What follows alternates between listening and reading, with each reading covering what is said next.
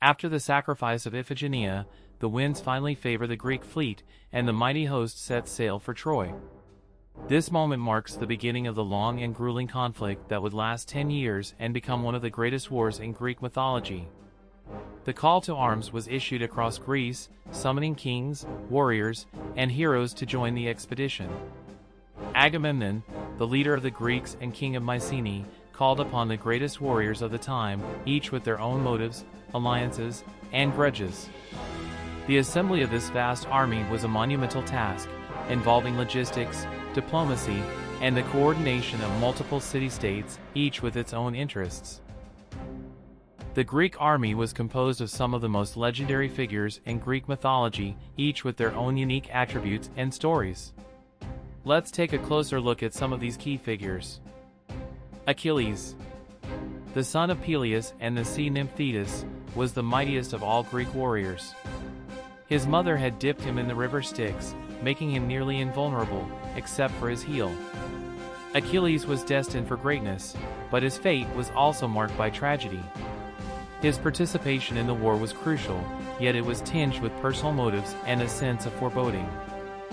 Odysseus, the king of Ithaca, was renowned not only for his prowess in battle but also for his cunning and intellect.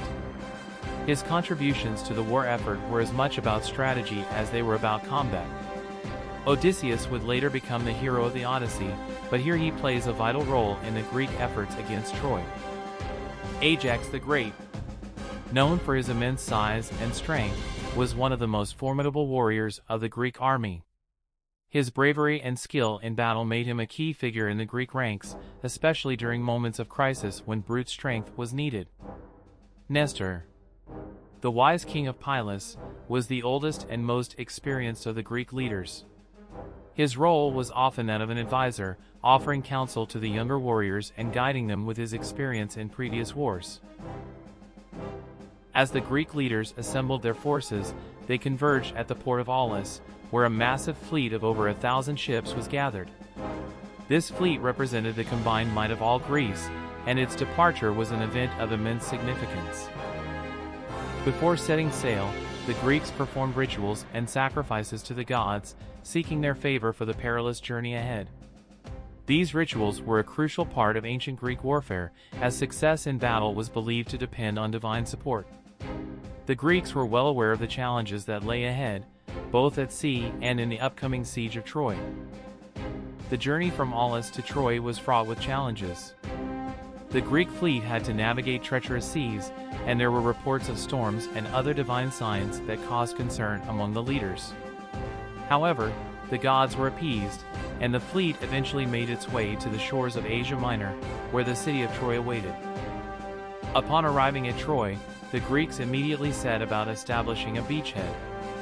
The Trojans, led by their own formidable warriors, were prepared for the Greeks' arrival, and the first skirmishes soon broke out. These early encounters were a prelude to the long siege that would define the war. The first battles were fierce but inconclusive. The Greeks sought to establish their presence and demonstrate their strength, while the Trojans aimed to repel the invaders before they could gain a foothold. These initial clashes set the tone for the long and bloody conflict to come. The Greeks began to establish fortified positions around the Trojan plain, preparing for the protracted siege. Their strategy involved cutting off Troy's supply lines and gradually weakening the city's defenses.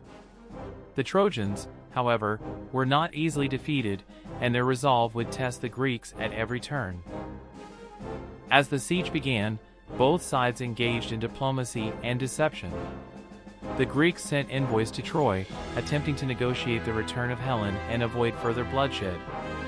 However, the Trojans, confident in their city's defenses and the support of their allies, refused to yield. This refusal solidified the Greeks' resolve to continue the siege.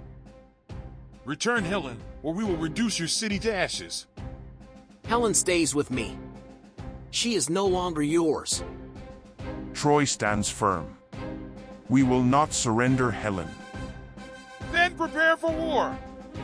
Our ships are ready. With negotiations failing, the Greeks settled in for what would become a long and grueling siege.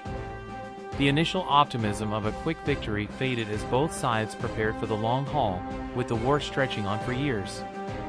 The Greek leaders knew that they faced not only the Trojans but also the harsh realities of war, including disease, famine, and the weariness of their own troops.